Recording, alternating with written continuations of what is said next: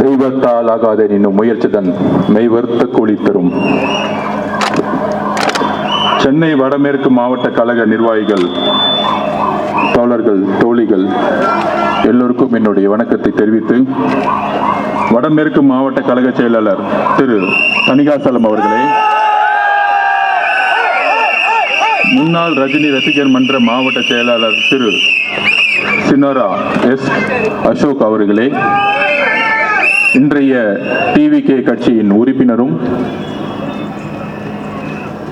Harbour தொகுதியின் பொறுப்பாளருமான திரு அசோக் அவர்களுக்கு என்னுடைய வணக்கத்தை தெரிவித்து, முன்னாள் எம்எல்ஏ அண்ணன் திரு VS பாபு அவர்களே, நமக்கு முன்னால் பேசி இன்னைக்கு சர்ச்சு மீட்டிங்காக போயிருக்காரு, தேர்தல் அறிக்கைக்குழு உறுப்பினர் திரு JCD பிரபாகரன் அவர்களே, பரப்புரை செயலாளர் திரு நாஞ்சில் சம்பத் அவர்களே, கழக துணை பொதுச் செயலாளர் திரு ராஜ்மோகன் அவர்களே, நிர்வாக குழு தலைமை ஒருங்கிணைப்பாளர் அண்ணன் KS செங்கோட்டையன் அவர்களே, பொதுச் செயலாளர் அண்ணன் ஆனந்தன் அவர்களே, 2026 தமிழகத்தின் முதல்வர், தமிழகத்தின் தலைவர், எங்களுடைய அண்ணன் வெற்றி தலைவர் விஜய் அவர்கள் வணக்கத்தை தெரிவித்து,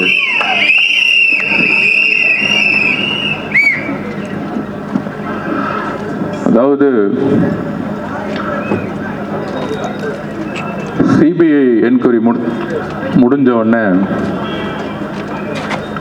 அந்த சிபிஐ என்கொயரிக்கு போகும்போதெல்லாம் இந்த திமுக காரங்களாம் என்ன பண்ணுவாங்கன்னா, மீடியாவில் உட்காந்துட்டு டெல்லியில் கூப்பிட்டுட்டாங்க, அழுத்தம் கொடுக்குறாங்க, சிபிஐ மிரட்டுறாங்க அப்படின்னு ஒரு 5 நாள் பிரச்சாரத்தை உருவாக்குவோம். நான் உட்பட அண்ணன் நிர்மல்குமார் எல்லாம் போவோம். அண்ணன் உண்மைகளை சொல்லிட்டு வெளியே வரும் பொழுது நியூஸ் ஒன்று வந்துச்சு. தமிழ்நாட்டில் தேர்தல் கமிஷன் நோட்டிஃபிகேஷன் அனௌன்ஸ் பண்ணிட்டாங்க, தேர்தல் அனௌன்ஸ் பண்ணிட்டாங்க. தமிழ்நாடு மட்டும் இல்லை, 5 மாநிலங்களில்.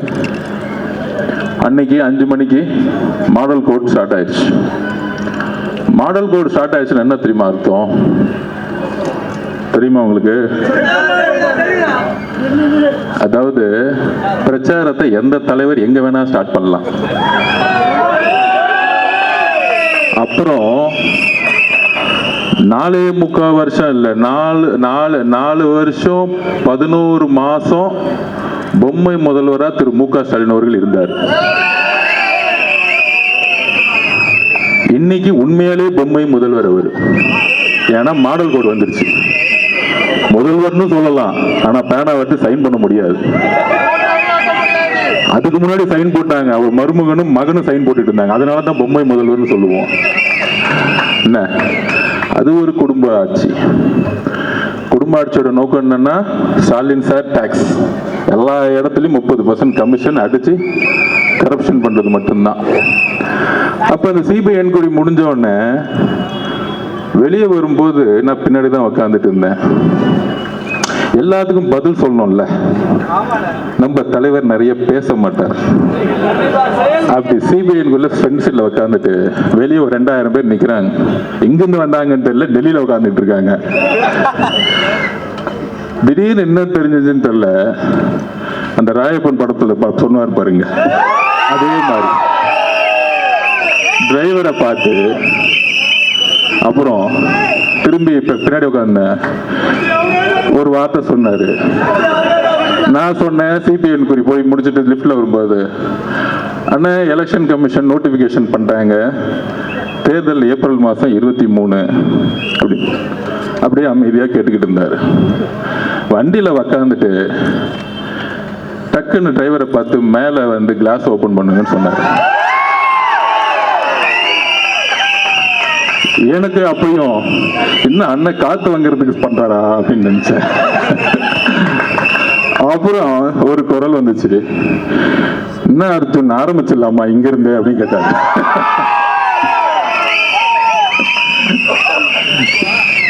அப்பதான் புரிஞ்சேன், இந்த ஒரு வாரமா திமுக காதருங்க ஒரு நெரேட்டிவ் செட் பண்ணாங்களே, CBI office CBI office CBI ஆபீஸ்ன்னு.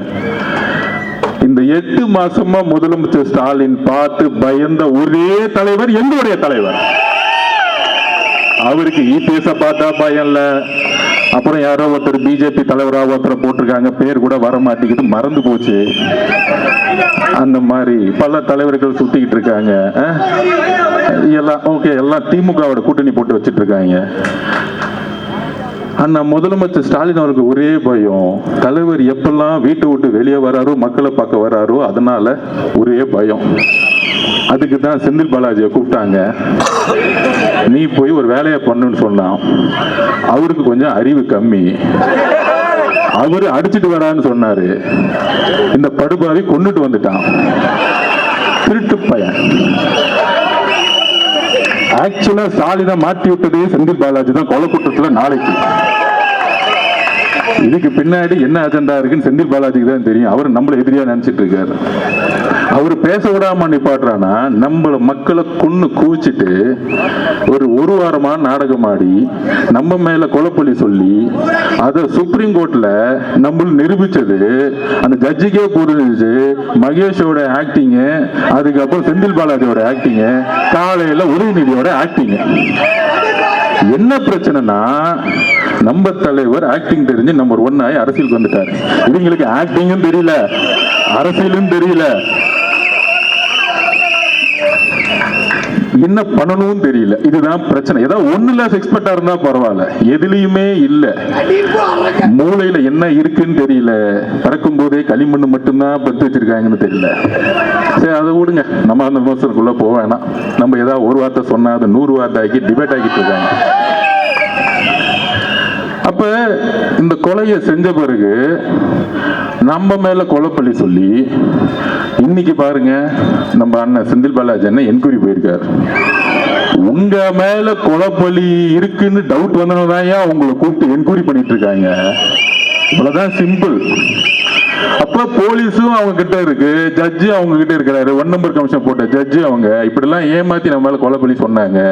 போட்டு நம்ம மேல ஒரு SOP போட்டாங்க, Stalin procedure code. Stalin SOP போட்டு முடிச்சிட்டான், ஸ்டாலின் ஆப்ரேட்டிங் ப்ரொசீஜர். அப்ப அதை போட்டுட்டு என்ன பண்ணாங்க, தமிழக வெற்றி கழகத்துக்கு மட்டும்தான் கூட்டம் வரும்.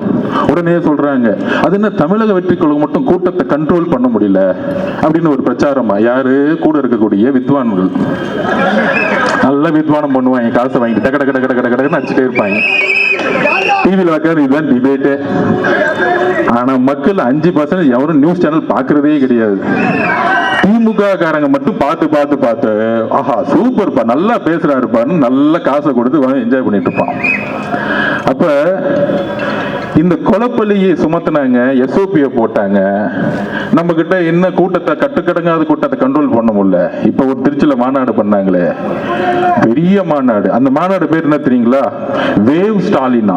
அதுவும் நம்மள பார்த்து காப்பி. வேவ்னா என்ன தெரியுங்களா? மக்கள் கூட்டம் அலையலையா வருது. எல்லாம் 300 ரூபாய் கூட்டிட்டு வந்து பஸ் டிரான்ஸ்போர்ட்ல உட்கார வைக்கல. எங்கேயா வேவ் வரப்போகுது உங்களுக்கு?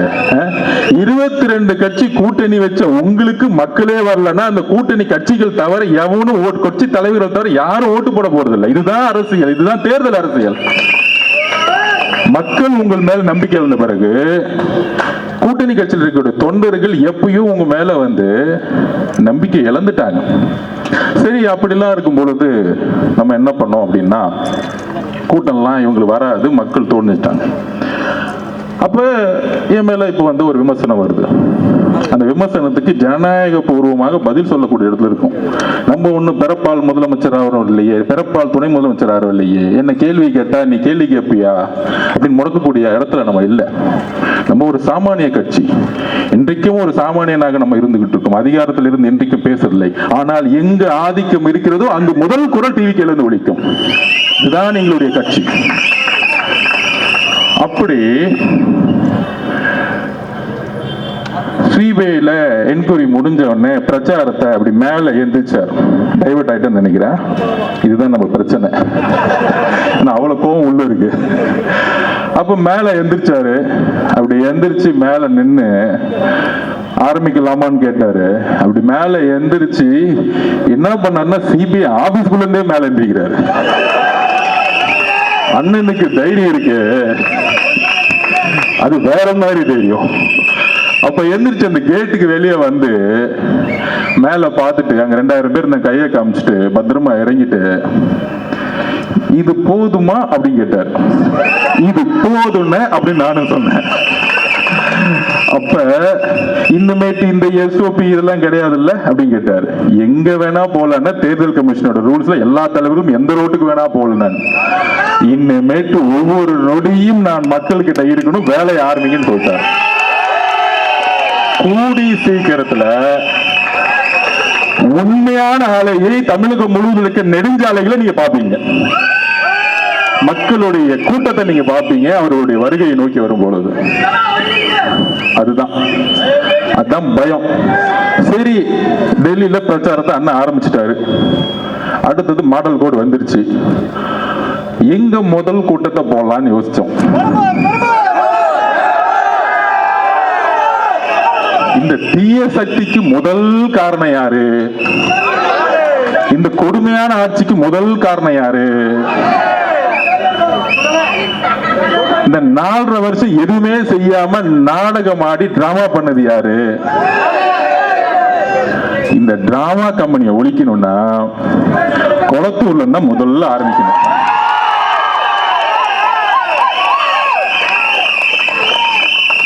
எங்களுக்கெல்லாம் பயமே கிடையாதுயா. நீ என்ன வேணா பேசிக்கோ, அவதூறா பேசிக்கோ. ஆதவர்ஜனா இப்படி, ஆதவர்ஜனா குடும்பம் இப்படி, ஆதவர்ஜனா மாமனார் இப்படி, என்ன வேணா பேசிக்கோ. காதை கேட்காது, போய்கிட்டே இருப்போம். எங்க குறிக்கோள் என்ன? சென்ட் ஜார்ஜ் கோட்டையில அண்ணனை சைன் போட வைக்கணும். அவ்வளவுதான் எங்க குறிக்கோள். இந்த அள்ளி சில்லற பேசுறதுக்கெல்லாம் பதில் கொடுக்கலாம் எங்களுக்கு டைம் கிடையாது. முதல் அப்ப இந்த திமுக வந்து எப்படி திசை திருப்பணுங்கிறதுக்கு நான் பதில் சொல்லணும். யாருக்காக பதில் சொல்லணும்? ஆதவர்ஜனா பயந்துட்டாரு. 1000 கைகள் மறைத்தாலும் ஆதவனை மறைக்க முடியாது. நீ சூரியன்னா நான் ஆதவடா. நான் யாருக்கும் பயப்படாது கிடையாது. 5 வயசுலயே எங்க அம்மாவுடைய சாவை பார்த்தவன் நான். இதுக்கு மேல எவனையும் என்ன பயன்படுத்த முடியாது. எழுதி வச்சுக்கோங்க. இந்த உலகத்துல தன்னுடைய தாயை சாவ 5 வயசுல பார்த்த ஒரு பையன் நான் தான். அது இதுலயே நான் அந்த பயத்துல இருந்து வெளியே வந்து இன்னைக்கு தமிழக மக்கள் முன்னாடி தைரியமா நிக்கிறேன்னா என் தலைவர் உண்மையா இருக்கிறாருங்கிற ஒரு வலிமை என்கிட்ட இருக்கு. என்கிட்ட எந்த போயும் கிடையாது. நான் யாரும் ஏமாத்தினது கிடையாது. எந்த கட்சிக்கும் துரோகம் செஞ்சது கிடையாது. நான் வேலை பார்த்தேன். அந்த இடத்துல உண்மை இல்லைன்னா நாங்க இருக்க மாட்டேன். அவ்வளவுதான் என்னுடைய வரலாறு. எங்க வேணா நான் போய் சொல்லுவேன். என்ன வேணா கேள்வி கேள்வி. அப்ப எங்க நம்ம சின்னவரான அசோக் அண்ணா சொன்னாரு, நம்ம தோழர் 12 வருஷமா கூட இருக்கிறவர், அவருடைய உணர்வுக்கு பதிவு கொடுக்கணும் இல்ல. மீதி அள்ளுச்சில்லறைக்கெல்லாம் நான் பதில் சொல்லிடலாம், டைம் வேஸ்ட் பண்ண மாட்டேன். அப்புறம் அசோக் அண்ணன் நம்ம கூட 12 வருஷமா இருக்கிறவர். நான் அவரை பத்தி சொல்லணும். 40 வருஷம் மரியாதைக்குரிய ரஜினி சார் அவர்கள் கூட இருந்தவர். நம்முடைய அன்புக்கு உரியவர் அவர். அதுல எந்த விதமான கருத்து வேறுபாடும் கிடையாது. எனக்கும் கருத்து வேறுபாடு கிடையாது. அப்படி 12 வருஷமா பழகுனதுல ஒரு 30 நாளுக்கு முன்னாடி 2 மாசத்துக்கு முன்னாடியே சொன்னார், அரசியல்ல நான் வரணும்னு இருக்கேன். தலைவரோட 40 வருஷம் இருந்துட்டேன். என்னுடைய மனைவி என்னுடைய மகள்லாம் வந்து விஜய் சாருடைய ரசிகர்கள். டிவிக்கு கட்சியில் நான் வந்து சேர்ந்தா நல்லா இருக்குமா? நான் ரஜினி ரசிகர் மன்றத்துல இருந்து வந்தேன், எனக்கான மரியாதை இருக்குமா அப்படின்னு கேட்டார். நான் சொன்னேன், டிவிகே கட்சிக்கு வரணும்னா ஒண்ணுதான் குவாலிஃபிகேஷன். உண்மையா இருக்கணும், நேர்மையா இருக்கணும், அப்புறம் தைரியமா இருக்கணும். இந்த 3 குவாலிஃபிகேஷன் தான், வேற ஒண்ணுமே கிடையாது. உங்க அப்பா மினிஸ்டரா, எம்எல்ஏவா, பணக்காரனா, கோடீஸ்வரனா, எந்த குவாலிபிகேஷனுக்கு அண்ணன் கிடையாது. இன்னைக்கு 234 வேட்பாளர்களை அண்ணன் உருவாக்குனாரு. அதுல பாதிக்கு மேற்பட்ட இல்ல, முக்காவாசி வேட்பாளர்கள் ஒரு ஆட்டோ ஓட்டுநர், ஒரு மீனவர், ஒரு விவசாயி, கையில 10 லட்சம் கூட கிடையாது. ஆனால் அண்ணன் தேர்ந்தெடுக்கக்கூடிய வேட்பாளர்கள் யார் தெரியுமா? மக்களிடம் உண்மையாக நேர்மையாக ஒரு எம்எல்ஏ அடுத்த 5 வருஷம் மக்களை நேர்மையாக பார்க்கக்கூடிய ஒரு எம்எல்ஏ உருவாக்கிட்டு இருக்காரு. இதை புரிஞ்சுக்குவாங்க. எடுத்தோடனே உங்களை மாதிரி 50 கோடி இருக்குமா, 1000 கோடி செலவு பண்ண முடியுமா அவர் கேட்க மாட்டார். அப்ப நான் அசோக் சொன்னேன், சரிண்ணே இதெல்லாம் ஒண்ணும் இல்ல, நீங்க வாங்கன்னு சொன்னேன். ஏன்னா ரஜினி ரசிகர்களுக்கு தெரியல உண்மை என்னன்னு. இந்த சூழ்ச்சியில அப்ப நடுவில் பண்ணது யாருன்னு சொல்றேன், எக்ஸாம்பிளே சொல்றேன். அப்ப தலைவரை பார்க்க போறாரு அசோக் அண்ணன். அசோக் ஒரு 5 பேர் அன்னைக்கு சேர்ந்தாங்க. நம்ம தனபால் சார் பையன்லாம் இருக்காரு பாருங்க, பழைய ஸ்பீக்கர், அவருடைய பையன்லாம் சேர்ந்தாரு. 4 பேரை பேசி முடிச்சாங்க. லாஸ்ட்ல தான் அண்ணன் போனார். என்னடா 40 நிமிஷமா பேசிக்கிட்டே இருக்காரு அவரும் ஒரு பையனும், என்னடா வெளியே வரவே மாட்டேங்கிறாரு அப்படின்னு. திடீர்னு கதவு திறந்து நான் பாக்குறேன், 3 பேரும் பயங்கரமா சிரிச்சுக்கிட்டு இருக்காங்க. யாரு? நம்ம தலைவர் விஜய் சாரும் அசோக் சாரும் பையனும் சிரிச்சுக்கிட்டே இருக்கிறாங்க. ஆமா. அப்ப என்னடா அது பயங்கரமா சிரிச்சிருக்காங்க. அப்போ சரி டிஸ்டர்ப் பண்ணுவோன்னு வெளியே வந்துட்டேன். வந்த பிறகு அசோக் சார்ட்ட கேட்டேன், என்ன அப்படி பேசிட்டு இருக்கீங்க அப்படின்னு. நம்ம தலைவரை பத்தி தெரிஞ்சுக்கணும். அப்ப அவர்கிட்ட கேட்டிருக்காரு, நான் 40 வருஷம் தலைவர் ரஜினி சார் கிட்ட இருந்துட்டு வந்துட்டேன், என்ன உங்களோட அக்செப்ட் பண்ணீங்களான்னு கேட்டார். அப்புறம் இன்னொன்னு சொன்னார், டிசம்பர் 12ஆம் தேதி ஆனா நியூஸ் பேப்பர்ல நான் விளம்பரம் கொடுப்பேன், நான் அவரை போய் பார்ப்பேன், அதெல்லாம் உங்களுக்கு பிரச்சனையான்னு கேட்கும் பொழுது, உங்களுக்கு தலைவர் எப்படியோ அதே மாதிரி நான் சினிமா இருக்கும்போது எனக்கும் ஒரு தலைவர்னு சொன்ன மனிதர் எங்களுடைய தலைவர். நீங்க போய் சிறப்பா செயல்படுங்க, உங்களுக்கு என்ன வேணும்னு கேட்டார். அப்ப அசோக் சார் சொன்னாரு, நான் ஹார்பர் தொகுதியில போய் வேலை பார்க்கிறேன். யாரு? அண்ணன் பாருங்க, சேகர் பாபு தொகுதியில போய் வேலை பார்க்கிறேன். உடனே அப்ப சொன்னாரு, தாராளமா போய் வேலை பாருங்க அப்படின்னு கூப்பிட்டு அவருக்கு என்ன வேணுமோ பண்ணி கொடுங்க, கட்சியில அவருக்கு என்ன பொறுப்பு கொடுக்கணுமோ கொடுத்துருங்க அப்படின்னு சொன்ன தலைவர் எங்களுடைய தலைவர். இதெல்லாம் தெரிஞ்சுக்கணும். ரஜினி ரசிகர் மன்றத்திலிருந்து வந்தவருக்கு கட்சியில பொறுப்பையும் கொடுத்து அவருக்கான அங்கீகாரம் கொடுத்து மேடை ஏற்றிய ஒரே கட்சி நம்மளுடைய தமிழக வெற்றி கழகம். அப்ப நம்மளை டைவர்ட்லாம் எப்படி பண்ணுவாங்க, எப்படி போக்கஸ் பண்ணுவாங்க? அதுக்குதான் சென்னையில நடந்த ஆர்ப்பாட்டத்தை பத்தி பேசிட்டு இருந்தேன். அந்த ஆர்ப்பாட்டத்துல என்ன நடந்துச்சு? இது தலைவர் ரஜினி சார் அவர்களுக்கே தெரியும். அதை நான் எக்ஸ்பிளைன் பண்ண முடியல. என்ன எக்ஸ்பிளைன் பண்ணல? அன்னைக்கு 30 நிமிஷத்துக்கு மேல பேசிட்டு இருந்தா காவல்துறை நிப்பாட்டினாங்க. அதை டீட்டெயிலா நம்ம எக்ஸ்பிளைன் பண்ணோம்ல. அப்ப டீட்டெயிலா என்ன எக்ஸ்பிளைன் பண்ணோம்னா, இந்த பிரச்சனையை பத்தி எக்ஸ்பிளைன் பண்ணல. இந்த 5 வருஷமா என்ன கடுமையா திட்டுறாங்க, அதை பத்தி இல்ல. இந்த ஒரு வாரமா கடுமையான மன வழியில தலைவர் இருக்கிறாரு, நானும் இருக்கிறேன், இங்க இருக்கக்கூடிய பல்வேறு நிர்வாகிகள் இருக்காங்க, தமிழ்நாடே இருக்கு. அது என்னது? அன்னைக்கு ஆர்ப்பாட்டம் தமிழ்நாட்டிலே முதல் முறையாக தமிழகம் முழுவதும் உருவாக்கிய கட்சி நம்மளோட கட்சி. அந்த ஆர்ப்பாட்டம் எதற்கு? சட்டம் ஒழுங்கு பாதுகாப்பு. அதுல என்ன பிரச்சனை? தூத்துக்குடியில இந்த ஊடகங்களையும் ஒட்டுமொத்த தமிழக மக்களையும் எல்லோரையும் நான் கேட்டுக்கிறேன், வலியோட கேட்கிறேன். தூத்துக்குடியில ஒரு 12th ஸ்டாண்டர்ட் 12ஆம் கிளாஸ் படிக்கக்கூடிய மாணவி, 15 வயசு கூட ஆகல, டெல்லியில நிர்பயா பாதிக்கப்பட்டார், கற்பழிக்கப்பட்டார், கொல்லப்பட்டார், இந்தியாவே கொதித்து இருந்துச்சு. இந்த பிரச்சனையை திசை திருப்பதுக்கு தான் இவ்வளவு பெரிய நாடகம் 5 நாளா ஓடிக்கிட்டு இருக்கு. இது சோசியல் மீடியா வாரியர்ஸும் புரிஞ்சுக்கணும், தமிழக மக்களும் புரிஞ்சுக்கணும்.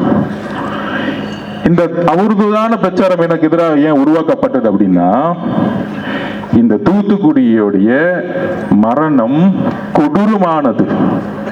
அன்னைக்கு முதல் முறையாக தமிழக வெற்றி கழகம் தான் இதை உறுதியா சொன்னோம். தூத்துக்குடியில ஏற்பட்ட மரணம் எப்படிப்பட்டது? 6 மணிக்கு அடுத்த நாளே நான் தூத்துக்குடி போயிட்டேன், வீட்டுக்குள்ள போயிட்டேன். அப்ப அந்த அம்மா சொல்றாங்க, பக்கத்துல உங்க அத்தைக்கு கோவம் வருது, நம்ம மேலேயும் டக்குன்னு வந்து கோவப்படுறாங்க. நான் 5 நிமிஷம் பேசி முடிச்சேன்னு அமைதியா உட்கார்ந்தாங்க. அப்ப அவங்க உறுதியா சொல்றாங்க, என்னன்னா சொல்ல முடியல, வார்த்தைகள் வரல. அவங்க அம்மா சொல்றாங்க, என் பொண்ணு 6 மணிக்கு கழிவறை போறதுக்கு வீட்டை விட்டு வெளியே போனாங்க. அங்கிருந்து 50 மீட்டர் கூட கிடையாது. 7 மணி ஆச்சு, 7:30 மணி ஆச்சு, காணும். காவல்துறை கிட்ட போறோம், போலீஸ் ஸ்டேஷன்ல, திருப்பியும் காணும். சார், காவல்துறை கிட்ட போகும்போது திருப்பியும் முடியாதனால நாங்க தேடி தேடி பார்க்கிறோம், ஊர் மக்கள் ஃபுல்லா தேடி பார்க்கிறோம். அடுத்த நாள் 2:30 மணிக்கு கண்டுபிடிச்சிருக்காங்க அந்த குழந்தையோட உடலை.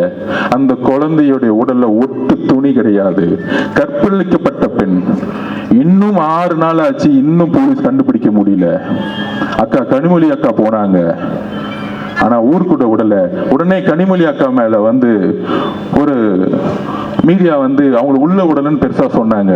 நான் கேக்குறேன், எங்கு முதலமைச்சர் ஏன் அந்த இடத்துக்கு போல? ஏன் தூத்துக்குடிக்கு அந்த பெண்ணோட வீட்டுக்கு போல? இதனால்தான் நான் கோவப்பட்டு முட்டாள் முதலமைச்சர் சொன்னேன். அவர் மேல அவதூறு பரப்புறதுக்காக இல்ல, அவரை குற்றம் சொல்ல வேண்டியதுக்காக கிடையாது. ஒரு வழி, என்னுடைய வீட்டில் என் தங்கைக்கு இந்த உணர்வு ஏற்பட்டால் ஒரு அண்ணனாக என்ன கோபமோ அந்த கோபம் எனக்கு உண்மையிலே ஏற்பட்டது. அன்னைக்கு என்னுடைய பேச்சு கோபத்தில் வந்த வெளிப்பாடு, என்னோட உணர்விலிருந்து ஏற்பட்ட வெளிப்பாடு. அதனாலதான் அடுத்த நாளே 9 மணிக்கு நான் கிளம்பி வந்து தூத்துக்குடிக்கு போனேன். அதை கேட்கும் பொழுது இது அரசியல் அல்ல, நாம் எங்க வாழ்ந்துகிட்டு இருக்கோம், என்ன அரசியலை உருவாக்கிட்டு இருக்கோம். அக்கா கனிமொழியை திட்டுவாங்க, ஏன் ஒரு பெண்ணு தான் அந்த இடத்துக்கு போகணுமா? என்னோட சொந்த தங்கையா இருந்தா ஒரு ஆண் போக கூடாதா? எங்கே போனார் முதலமைச்சர் மு.க. ஸ்டாலின் அவர்கள்? அதுக்கு மேல என்ன வேலை இருக்கு உங்களுக்கு? எங்கே போனார் துணை முதலமைச்சர் உதயநிதி அவர்கள்?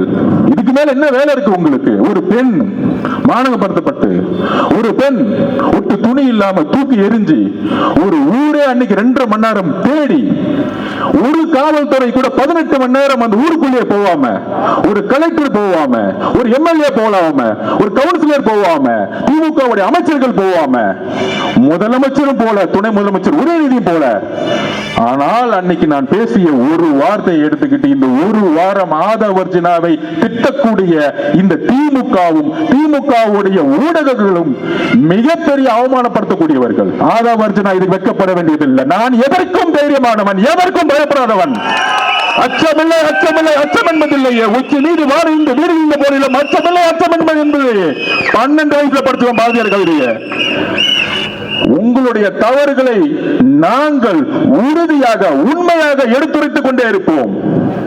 இதுக்கு டிவிக்கு தவிர வேற எந்த கட்சியும் போல. எங்க போனது? திமுக கூட்டணியில் இருக்க 22 கட்சி யாரு பாதிக்கப்பட்ட பெண்ணுடைய வீட்டுக்கு போனாங்க? அந்த அம்மா கிட்ட பேச போனாங்களா?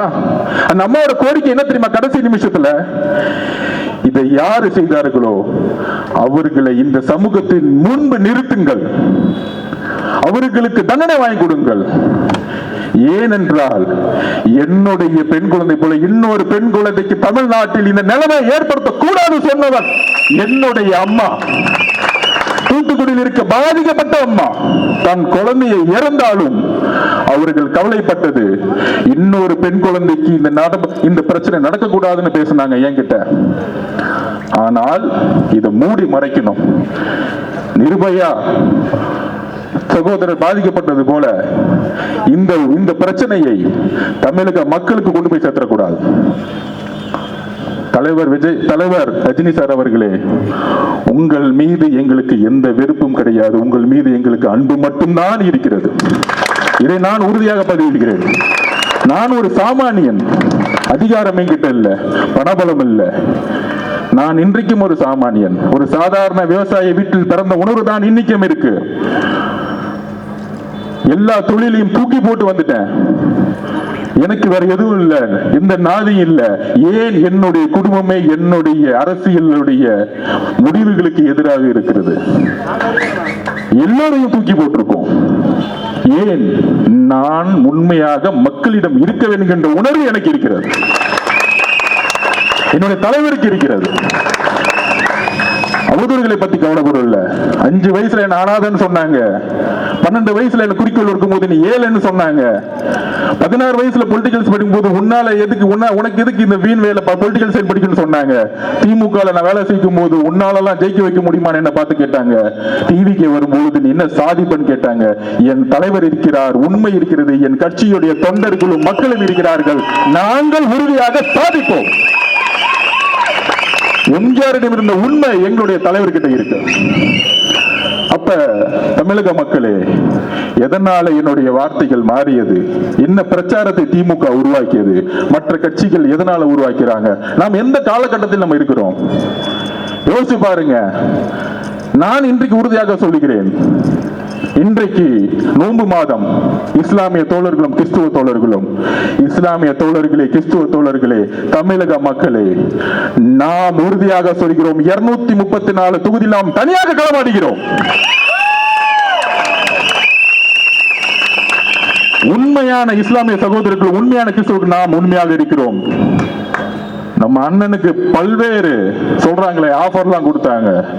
50-50, நீங்க 90 நான் 90, நீங்க முதலமைச்சர் 2.5 வருஷம் நான் முதலமைச்சர் 2.5 வருஷம், எல்லா ஆஃபரும் கொடுத்தாங்க. அப்ப அண்ணன் சொன்ன ஒரே வார்த்தை எங்க கிட்ட, எனக்கு ஆஃபர் தேவையில்லை, தமிழக மக்களுடைய உண்மையான நம்பிக்கையை, என்றைக்கும் தமிழக மக்களுடைய நம்பிக்கையை, நான் உருவாக்கக்கூடிய அரசு, மத சார்பற்ற சமூக நீதிக்கான அரசை உருவாக்கக்கூடிய ஒரு வலிமையை தமிழக வெற்றி கழகம் உருவாக்கும் சொன்னது எங்களுடைய தலைவர் விஜய் அவர்கள். முதலமைச்சர் பதவி ஆசைப்பட்டு டெல்லிக்கு அடிப்பணி வர எங்களுடைய தலைவர் அல்ல. பராசக்தி ரிலீஸ் ஆனோம்னா போய் ஹோம் மினிஸ்டரை பார்த்துட்டு உதயநிதி ஒரு போன் கால் பேசி ரிலீஸ் பண்ணவர் எங்க ஆள் கிடையாது. இன்றைக்கும் எங்களுடைய படம் லீகல் லிட்டிகேஷன் இருக்கு. இஸ்லாமிய தோழர்களை, கிறிஸ்துவ தோழர்களை, நீங்கள் புரிந்து கொள்ளுங்கள். முதலமைச்சருடைய மகனுடைய, தன்னுடைய பேரனுடைய பராசக்தி படம் ரிலீஸ் பண்ணப்பட்டது. ஜனநாயகன் படம் இன்றைக்கு வரைக்கும் நிப்பாட்டப்பட்டதுக்கான காரணம் அரசியல் தான். இது அரசியல் தான்.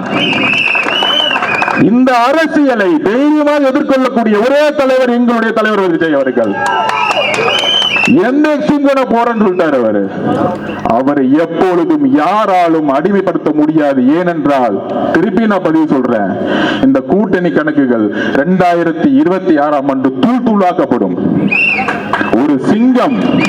ஒரு சிங்கம் ஆடுடன் சேர்ந்து பாதுகாப்பை கொடுக்க முடியாது மக்களுக்கு. நம்மளுடைய தலைவர் சிங்கம். நாம் ஒரு மிகப்பெரிய ஆட்சியை உருவாக்க, பெரியாரோட கொள்கையை உருவாக்க, அம்பேத்கருடைய கொள்கையை உருவாக்க, நாம் ஒரு மிகப்பெரிய அரசியல் உருவாக்கிட்டு இருக்கோம். நம்பர் 1. அப்புறம் அன்னைக்கு ஆர்ப்பாட்டத்தில் பேசும்போது நான் தெளிவா பேசினேன். என்ன பேசினேன்? எப்பெல்லாம் திமுகவை எதிர்த்து ஒரு சக்தி வருகிறதோ, ஃபர்ஸ்ட் எம்ஜிஆர் அவர்கள் கடுமையா 5 வருஷம் போராடி பார்த்தாங்க. செங்கோட்டையனை கேட்டு பாருங்க, அடிச்சாங்க, விரட்டினாங்க, எல்லாம் பண்ணாங்க. ஆனா கடுமையா மக்கள் ஆதரவோட வெற்றி பெற்றுட்டாங்க. அன்னையில இருந்து அவர் உயிரோட வரைக்கும் ஜெயிக்க முடியல. அடுத்து ஜெயலலிதா வந்தாங்க, அவங்க மேல கடுமையான அடி அடிச்சாங்க. உடல் மொழி எல்லாம் கேவலமா பேசி பார்த்தாங்க, ஜெயிச்சுட்டாங்க. திருப்பி என்ன பண்றாங்க? 97-98 அவங்க ரிசைன் பண்றேன்னு அவங்க லெட்டரை வெளியிட்டு போலியா பரப்பினாங்க, பயந்துட்டு. திருப்பி 2001 வந்துட்டாங்க. அந்த அம்மா இருக்கிற வரைக்கும், கருணாநிதி ஐயா இருக்கிற வரைக்கும் தமிழ்நாடு சூழ்நிலை வேற மாதிரி இருந்துச்சு. அதுக்கப்புறம் எத்தனை பேர் வந்தாங்க? முக்கியமா திரைத்துறையில இருந்து எம்ஜிஆருக்கு அப்புறம் வந்தவங்க எல்லாமே என்ன செஞ்சாங்க? ஃபர்ஸ்ட் நம்ம கேப்டன் விஜயகாந்த் அண்ணன், நமக்கு பிடிச்சவர், அன்பானவர், நல்லவர், வலுவானவர். என்ன அவதூறு சொற்களை சொல்லி, என்ன கட்டமைப்பை உருவாக்கி, என்ன பிரச்சாரத்தை உருவாக்கி. நான் மிரட்டல் சொன்னது ஒருத்தர் நேரா கூப்பிட்டு மிரட்டுறது கிடையாது. அவதூறு பிரச்சாரங்கள், கீழ்த்தரமான பிரச்சாரங்கள், தனிப்பட்ட முறையில் பிரச்சாரங்கள், இதையெல்லாம் உருவாக்கி அவரை எந்த அளவுக்கு வீழ்த்தினாங்கன்னு தெரியும் உங்களை. இதுதான் நான் பதிவு பண்ணேன். அதுக்கப்புறம் பாசமிகு நம்மளுடைய ரஜினிகாந்த் சார், அவரும் கட்சியை உருவாக்கும் சொல்லும் போது நான் தேர்தலில் வேலை பார்த்தேன். அப்ப நாங்க சர்வே எடுப்போம். சர்வே எடுக்கும் பொழுது அவர் கட்சி ஆரம்பிக்கணும்னு சொன்ன உடனே காமிச்சது 18%.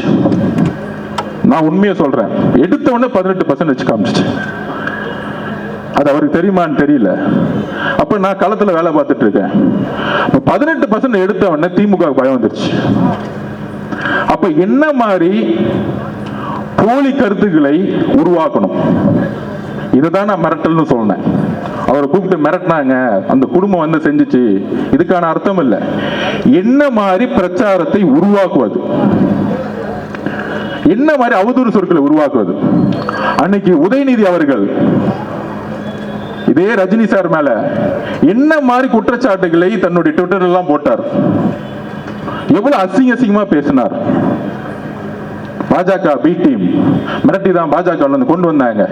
இதெல்லாம் உருவாக்குனது திமுக. அதுக்கப்புறம் இபிஎஸ் முதலமைச்சர் அதிமுக கடுமையான சொற்கள்ல பேசினார். என்னெல்லாம் பேசினாரு நீங்க சமூக வலைத்தளத்துல வந்துருச்சு.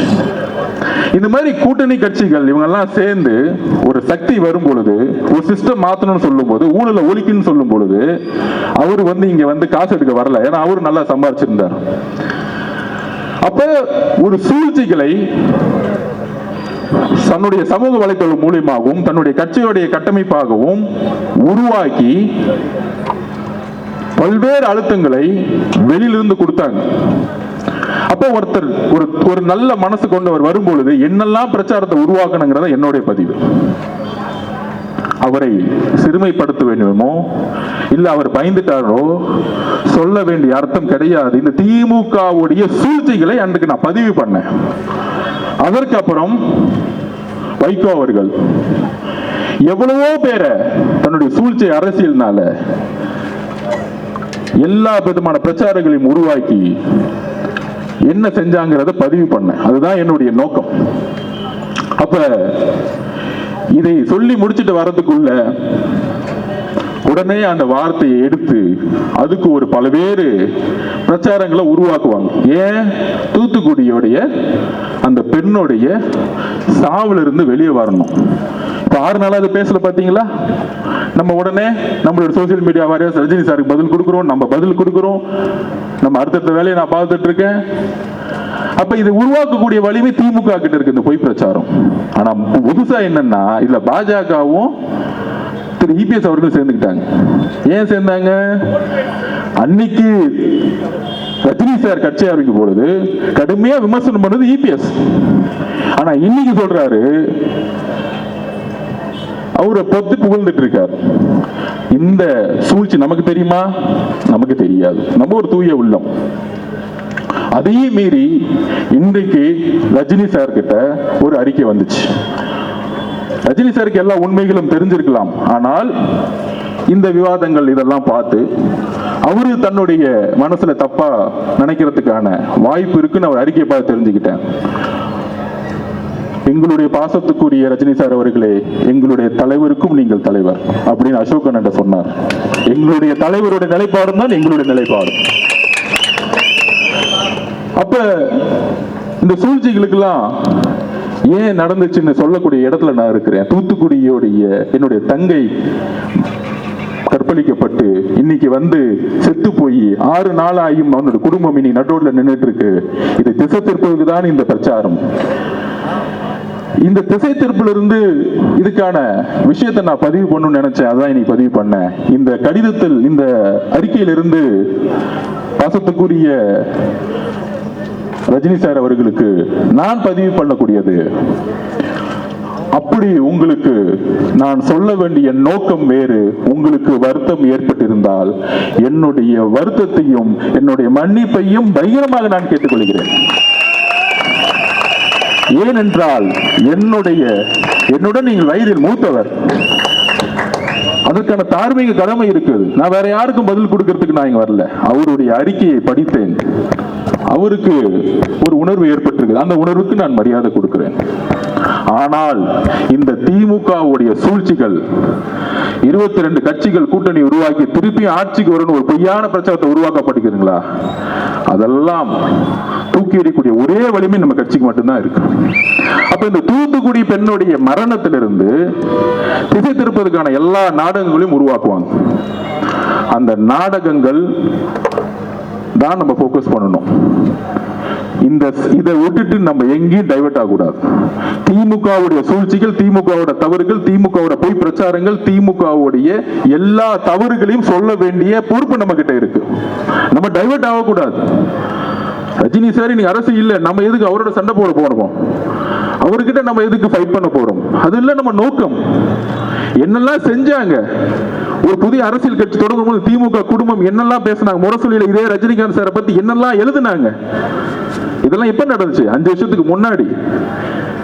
இன்னைக்கு ரஜினி சார் இயக்கத்துல இருந்து வந்தவருக்கு ஒரு ஆர்வ தொகுதியில பொறுப்பு கொடுத்து வேலை பாருன்னு சொன்ன இயக்கம் டிவிக்கு. அப்ப இதற்கான விளக்கங்கள் நாம் கொடுக்க வேண்டிய இடத்துல இருக்கிறோம். ஏனென்றால் நம்மளுடைய ஒரே போக்கஸ் திமுகவுடைய சூழ்ச்சிகள். இந்த சூழ்ச்சிகளை சொல்ல வேண்டிய இடத்தில் நாம் கடுமையாக இருக்க வேண்டும். நம்முடைய பிரச்சாரம் எப்பொழுதும் திசை திரும்பக்கூடாது, வேற எப்பயும் திசை திரும்பக்கூடாது. நம்மளுடைய நோக்கங்கள் பிஜேபியோட சண்டை போடுவதா? ஆம், கொள்கை ரீதியாக நம்ம சண்டை போடுறோம், கடுமையா சண்டை போடுவோம், இதுல காம்ப்ரமைஸே கிடையாது. இன்னைக்கு தமிழக வெற்றி கழகம் தான் கொள்கை எதிரின் முதல் நாள் டிக்ளேர் பண்ணாங்க. திமுக டிக்ளேர் பண்ண முடியுமா? திமுக முன்னாடியே, திருப்பி சொல்றேன், திமுக முன்னாடியே பிஜேபி கூட சேர்ந்தது. இனிமேல் எதிர்காலத்தில் சேர மாட்டான்னு சொல்ல முடியுமா? எப்ப வேணா சேருவாங்க அதிகாரத்துக்காக. ஆனால் கொள்கை எதிரில் சொன்ன இயக்கம் நம்மளுடைய கட்சி. அந்த அளவிற்கு நாம் கொள்கைகளை உள்வாங்கி 234 தொகுதியிலும் உறுதியாக உண்மையாக நாம் போட்டியிடுவதற்கு எல்லா விதமான மக்கள் ஆதரவு நமக்கு இருக்கு. எந்த அழுத்தங்களும் நமக்கு கிடையாது. எந்த அழுத்தங்கள் இருந்தாலும் நாம் எதிர்கொள்வோம். இதுதான் உண்மை. அதில் மிகப்பெரிய வெற்றியும் பெறுவோம். அதனால நம்மளுடைய கொள்கைகளும் கோட்பாடுகளும் தெளிவா இருக்கு. கொளத்தூர்ல ஆரம்பிச்சு முதலமைச்சர் இங்கு தோற்கடிக்கப்படணும். முன்னாள் முதலமைச்சர் ஆக்கக்கூடிய வலிமை கொளத்தூர் மக்களுக்கு இருக்கு. மு.க. ஸ்டாலின் அவர்கள் தோக்கணும்னா முதல்ல கொளத்தூர் மக்கள் வந்து நம்ம ஆரம்பிக்கணும். அவர் ஒண்ணு செஞ்சிருக்காரு, ஒரு உண்மையை இங்க பண்ணிருக்கிறார், வாக்குறுதி நிறைவேற்றிட்டார். கொளத்தூரை உண்மையால குளமா மாத்திருக்கிறார். மழை வரும்போது இங்க குளமாயிடும். அதனால இந்த கூட்டணி கட்சிகள் அழுத்தங்கள் இதெல்லாம் கிடையாது. நம்மளுடைய இந்த திருப்பியும் ஒரு வாரமா பாருங்க, இவங்க டெல்லியோட சேர்ந்துருவாங்களா, பிஜேபியோட சேர்ந்துருவாங்களா, அதிமுக சேர்ந்துருவாங்களா, எதுவுமே கிடையாது. தலைவர் நேற்று வந்தாரு, வாரும் வந்தாரு, தெளிவுபடுத்தினாரு. நம்ம முதல் நாள்ல மாநாட்டில் என்ன சொன்னோம், இன்னைக்கும் அது உறுதியில் தான் இருக்கேன். சிஎம் ஆஃபர் கொடுத்தாலும் எனக்கு தேவையில்லை. தமிழக மக்களுடைய நம்பிக்கையில தான் நான் உறுதியாக இருப்பேன், உண்மையாக இருப்பேன். வெறும் பதவிக்காக வரல, மக்களிடம் உண்மையாகவும் நம்பிக்கையாகவும் நான் இருப்பேன்னு சொல்லியிருக்கிறார். அதனால நம்மளுடைய போக்கஸ் எங்க இருக்கணும்? நம்மளுடைய போக்கஸ் திமுகவுடைய சூழ்ச்சிகளையும் தவறுகளையும் மக்களுடைய பிரச்சனையும் எடுத்துக்கூடிய இந்த 30 நாளும் கடுமையா நம்ம உழைக்கணும். வேற எந்த போக்கஸும் நம்ம கிடையாது, வேற எந்த ஈகோவும் கிடையாது, வேற எந்த தலையில வந்து தனக்கடமும் நம்ம கிடையாது. இங்க நம்ம வீர அதெல்லாம் கிடையாது. நம்ம ஜெயிக்கணும், எலெக்ஷன்ல ஜெயிக்கணும், இந்த ஆட்சியை தூக்கி எறியணும், சென்ட் ஜார்ஜ் கட்டில உண்மையான மக்கள் ஆட்சியை உருவாக்கணும். இதுதான் நான் சொல்ல வரேன். அதனால நாம் மக்கள் ஆட்சியை நம்மளுடைய தலைவருடைய வழியில் உருவாக்குவோம். இந்த கொளத்தூர் முடிச்சுட்டு நாளைக்கு ஹார்பர்ல நம்ம அசோகனை வச்சு ஒரு மீட்டிங் போடுவோம். அடுத்து சேகர் பாபு அண்ணனுக்கு அடுத்த ஒரு மீட்டிங்ல கொஞ்சம் பதில் சொல்ல வேண்டியது இருக்கு. கூடிய சந்திப்போம். தேங்க்யூ.